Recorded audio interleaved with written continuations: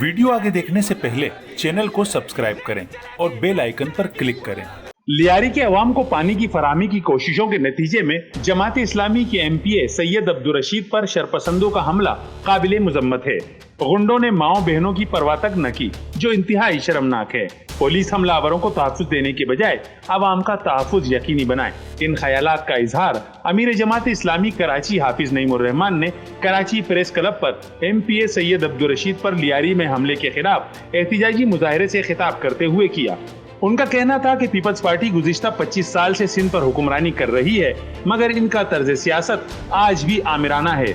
और सन 70 से लेकर अब तक आपने कोई 25 साल से ज़ायद हुकूमत की है, आपने मुल्क में कई मरतबा इक़्तिदार संभाला है, लेकिन आपका तर्ज सियासत तब्दील नहीं होता है। बल्कि जहां एक तरफ आप जमहूरियत की बात करते हैं, उसका राग अलापते हैं, तो बिल्कुल उसके साथ ही फिस्तायत की सियासत भी आप करते हैं। आप किसी को ताकत के जरिए से कुचल नहीं सकते हैं।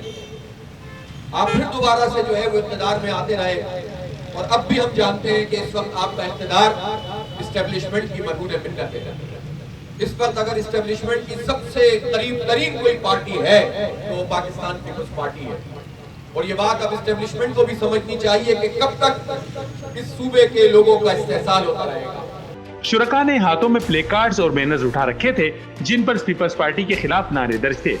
मुजाहरे में बड़ी तादाद में खवातीन, बच्चे और बुजुर्ग शरीक थे, जिन्होंने सैयद अब्दुल रशीद के हक में और हुकूमत के खिलाफ नारे लगाए।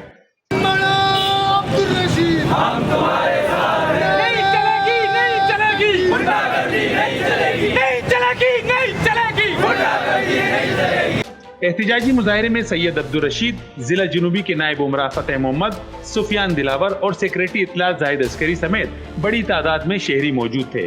कैमरामैन रिजवान अली के साथ कमरुर रहमान, जसारत न्यूज़, कराची।